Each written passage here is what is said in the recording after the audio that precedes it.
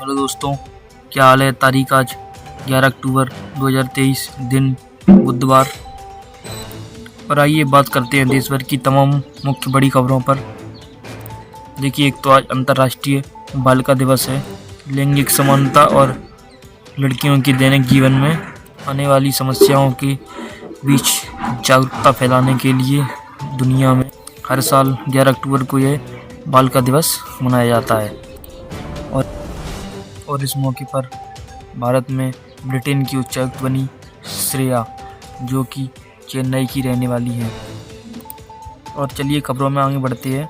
सबसे पहले कुछ इजराइल पर के मुद्दों पर बात कर लेते हैं। इजराइल पर हमास और लेबनान की ओर से फिर से हमले किए जा रहे हैं।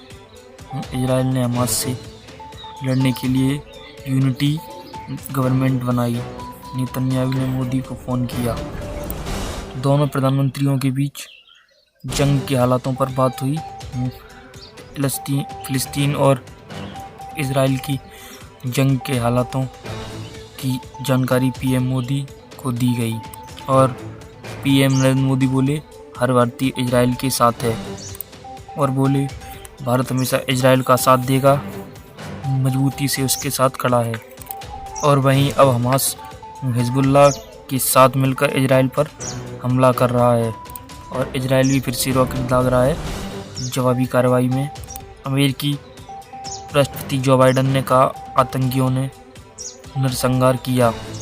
ये कुछ तस्वीरें देख सकते हैं गाजा में मस्जिदों पर इजराइल ने हमला किया। अब तक 1700 लोगों की जान चली गई और 1707 जगहों को निशाना बनाया गया। मैप में तस्वीरों में देखिए पहले और अब के हालात।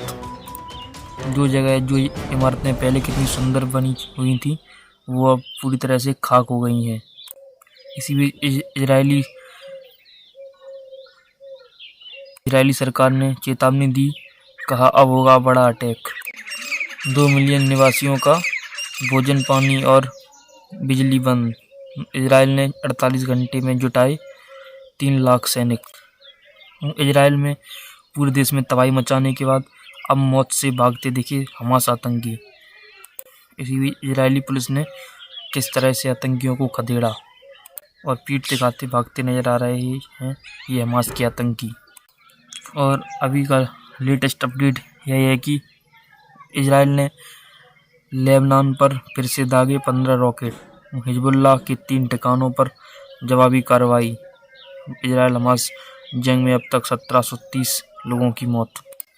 चलिए आगे बढ़ते हैं खबरों में। देखिए आप, आज से ही 2024-25 बजट के लिए प्री बजट मीटिंग्स। ये मोदी सरकार 2.0 का आखिरी बजट होगा।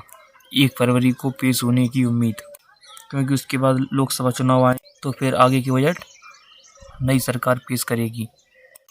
चलिए अगली बड़ी खबर में बड़ी खुशखबरी आई है। IMF ने भारत की विकास दर को बढ़ाया। अनुमान FY24 में देश की अर्थव्यवस्था 6.3% से बढ़ने की उम्मीद जताई।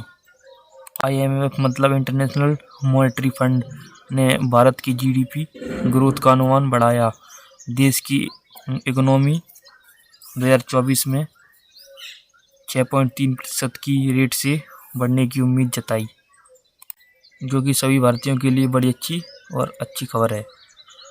और एक और अच्छी खबर यह है कि भारत में बेरोजगारी दर भी 6 साल के सबसे निचले स्तर पर आ गई है। अनएम्प्लॉयमेंट NSSO की वार्षिक रिपोर्ट जारी, जिसमें बताया गया कि जुलाई 2022 से जून 2023 के दौरान 6 साल के निचले स्तर पर रही बेरोजगारी। ब्रिटेन की